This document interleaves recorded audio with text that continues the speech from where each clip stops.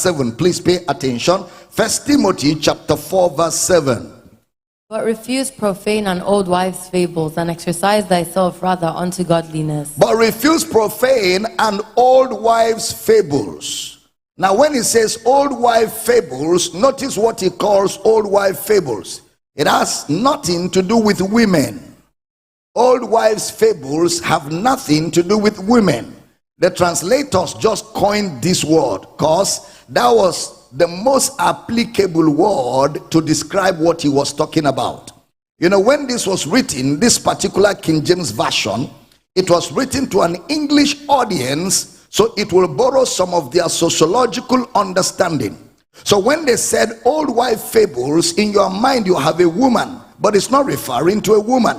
The word old wife fables is a Greek word, grosses, G-R-A-O-S-E-S, grosses, G-R-A-O-S-E-S. It has to do with something that is stupid, something that is silly. Why they use wives, I don't want to tell you because, you know, it's not nice. It has nothing to do with wives. It means stupid or silly or something that doesn't make sense. When you say this is an old wife fable, what you are saying is this is silly. It doesn't make sense. He now says old wife fables, and you know what fable? Fable means a fanciful story.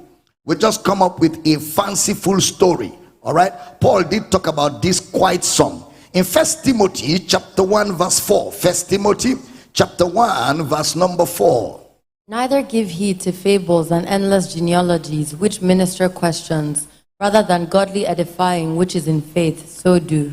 He mentioned it now. Do not forget what he was talking about. What was he talking about when he talked about fables there in verse 3? Verse 3, because some were trying to teach a doctrine. Read for me verse 3 of that 1 Timothy. As I besought thee to abide still at Ephesus, when I went into Macedonia, that thou mightest charge some that they teach no other doctrine. That they teach no other doctrine. Then verse 4. Verse 4 now says, neither give heed to fables and endless genealogies, which minister questions. So some were trying to teach a doctrine that was a mythos, a fable, a fanciful story. Then by the time he gets to verse 7 of 1 Timothy chapter 1, read for me, 1 Timothy chapter 1 verse 7. Desiring to be teachers of the law, understanding neither what they say nor whereof they affirm. Desiring to be teachers of the law. So these were teachers of the law who engage in old wife fables. Teachers of the law who engage in old wife fable, teaching things that were stupid and things that were silly. It's like using a koboko to beat Satan. That's an old wife fable. Because first of all, Satan cannot be beaten with a physical cane. That's an exercise in futility. That's an old wife fable.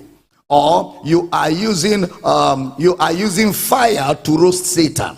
Satan cannot be roasted with fire.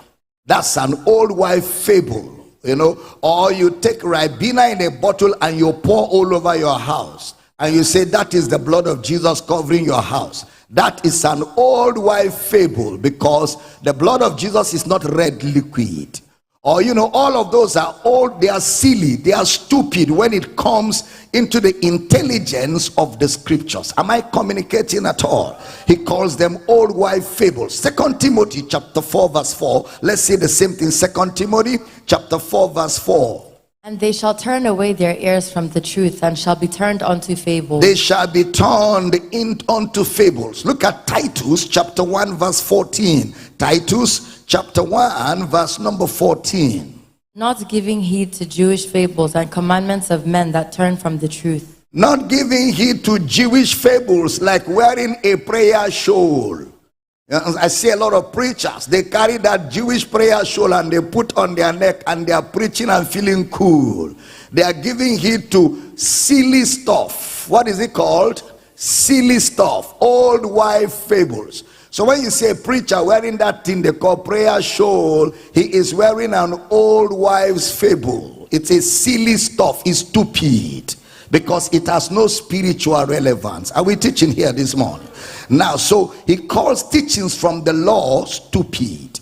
You know, Paul took no prisoners. Paul called teachings from the law old wife fables. He calls it silly.